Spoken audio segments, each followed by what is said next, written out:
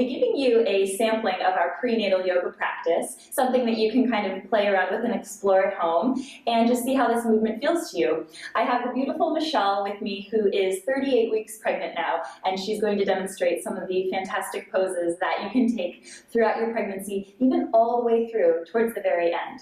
So we'll begin at the top of the mat. As you can see, we have some blocks here. If you don't have yoga blocks at your home, you can just bring a chair in front of you, or even use the couch, set your mat up at the couch.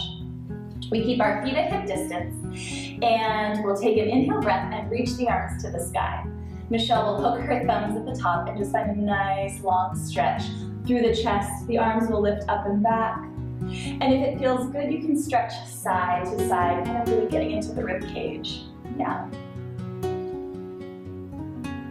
Coming back to center, grounding down in the feet, really stretching up tall. Take another deep inhale. And then find a forward fold. As you exhale, hands will release to the blocks or to your chair. We find a nice flat back. She'll lift up to a halfway lift, nice straight spine. And then exhale as you fold, you can release the head. Lowering down to the knees will come down to the mat. We take our modified vinyasa flow. Hands come down to the ground, the knees walk back. You'll see she'll drop her hips down and take 1 or 2 of our chaturanga push-ups. The elbows hug in as she lowers down nice and slowly. From here, she'll tuck her toes and find downward facing dog. So this is a really lovely stretch for the backs of the legs. It helps to release the low back, and it builds some strength in the arms, as you can see. If downward facing dog is not comfortable for you, you can always just stay at a tabletop. So Michelle will demonstrate that in one moment. She'll lower the knees down, just coming to a tabletop here if that down dog is not comfortable. Bringing hands back to the blocks. Stepping forward to forward fold at the top of your mat, feet at hip distance, finding that straight spine or halfway lift, and then exhale, folding, releasing the head. Coming up to standing, maybe a slight bend in the knees if you need to. Sweep the arms high, beautiful. Just allow the arms to release beside the body. We find mountain pose. We'll take that once more. Inhale as you lift up. Exhale to forward fold. Inhale to halfway lift, fingertips to the blocks or your chair. Exhale as you fold, slowly lowering the knees to the ground, bringing hands down to the ground, and she'll walk her knees back so that she can drop her hips in line with the shoulders. Beautiful. 1 or 2 push-ups, or maybe no push-ups at all. Tucking the toes and finding downward facing dog. Good. So breathing in and breathing out. If the stretch in the back of the legs feels really tight, you can also find a slight bend in the knees. And as you bend the knees, maybe you press into the hands a little bit more and feel the heart melting towards the thighs. And then Michelle will slowly lower her knees back down to the ground. Hands back to the blocks. Stepping forward to that forward fold at the top of the mat. Finding halfway lift as she breathes in, and then exhale, folding. Rising back up to standing, the arms will reach high, the gaze will lift. Good, release the arms beside the body, we find mountain pose. From here, she'll find chair pose, so sinking down as if she's hovering over a chair. The arms can reach up by the ears for lots of energy and strength. If you need it to be a little bit more gentle chair pose, palms can find prayer at heart center. It's a really nice expression. And then a great place to just check in on the shoulders here. So in our prenatal yoga practice, we might hold this pose for a little bit longer. We won't hold it as long today. So from here, Michelle will step her right foot back for a high lunge. So right leg reaches back. Maybe hands to the hips as you find your balance. Taking your time to just kind of adjust here. Your hands can remain at your hips, or the arms can sweep high to the sky. Again, lots of opportunity to kind of create your own challenge or your own gentle practice, whatever feels right to you today in this moment. So she'll take another breath here. And then slowly the hands find the blocks or your chair at home, lowering that knee down to the ground, coming back to tabletop. From here she'll find a cat and cow stretch. So we inhale and lift the gaze, the heart shines forward, a very gentle arch for the front of the belly, so just being careful not to stretch too deeply there. And then exhale, she'll round through the spine, tuck her chin to the chest, and tuck the pelvis under. Once again, inhale, opening up to cow stretch, heart shines forward. Exhale, she rounds into cat.